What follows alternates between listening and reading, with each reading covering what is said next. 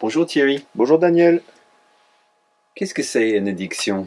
Alors l'addiction, ça s'appelle aussi la dépendance.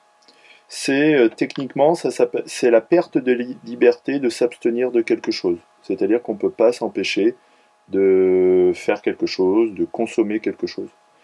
Pour vous présenter en détail ce que c'est que l'addiction ou la dépendance, je vais en parler en trois temps. Un, je vais vous préciser les formes de l'addiction, vous préciser la définition. Deux, je vais vous expliquer d'où vient le problème, quel est le vrai problème. Et trois, je vais vous dire où est-ce que ça se passe dans le corps et faire des hypothèses par rapport à ça. Premier point, c'est vous préciser ce que c'est que l'addiction. Donc comme je vous l'ai dit, l'addiction en fait c'est la perte de liberté de s'abstenir de quelque chose. On distingue deux grands types d'addictions. Il y a les addictions avec produit et les addictions sans produit.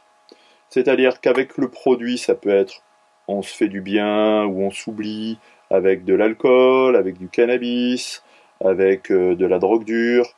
Ça peut être aussi avec du sucre, avec de la nourriture. Par exemple, vous avez tout ce qui est boulimie. Donc vous avez tout ce qui est consommation de produits, et là l'éventail est large.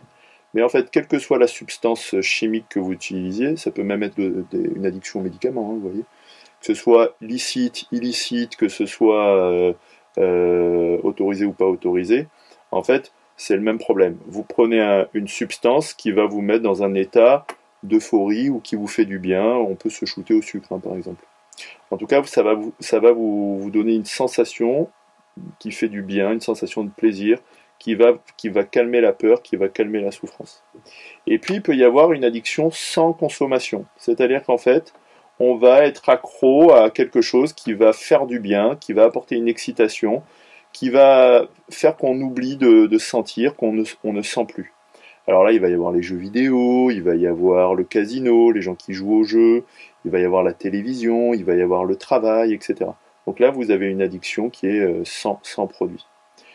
Dans tous les cas, pour préciser la définition, en fait, c'est quoi une addiction?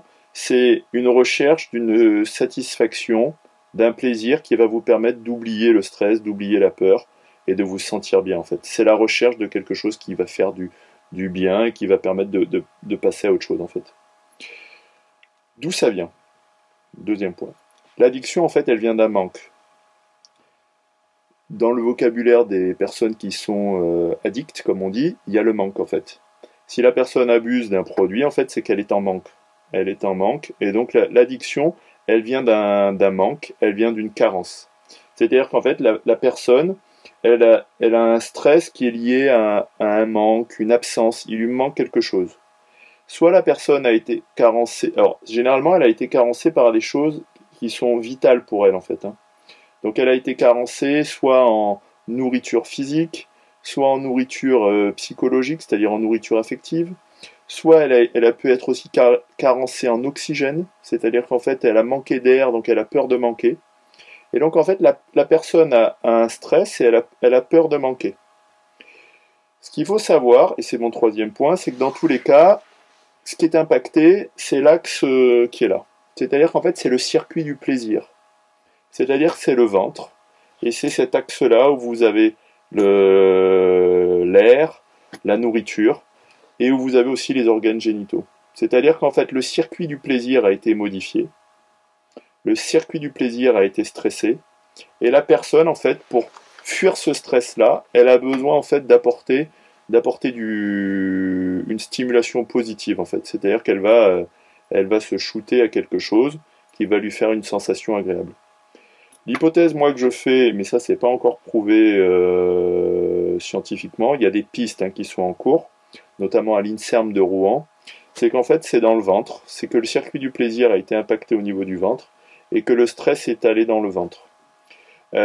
Pour l'anorexie par exemple à Rouen, l'INSERM est en train de s'apercevoir que l'anorexie et la boulimie sont liées à une modification de la flore intestinale.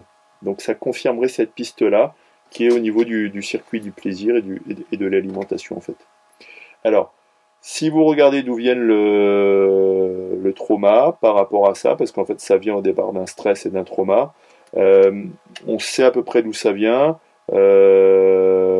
mais ça on le verra ultérieurement parce que ce serait un peu trop long. Ce sont des stress qui sont, liés à l'oxygène et qui sont liés aussi au plaisir, notamment au plaisir sexuel. Mais ça, on en reparlera ultérieurement. Je vous donnerai notamment les chiffres des enquêtes qui ont été faites sur les anorexiques et les boulimiques. Et là, vous verrez qu'il n'y a pas photo au niveau du circuit du plaisir qui a été perturbé et des compensations qui sont faites par ces gens-là pour ne pas sentir le mal, entre guillemets. Voilà, Daniel, j'espère que j'ai été assez clair. Merci Thierry.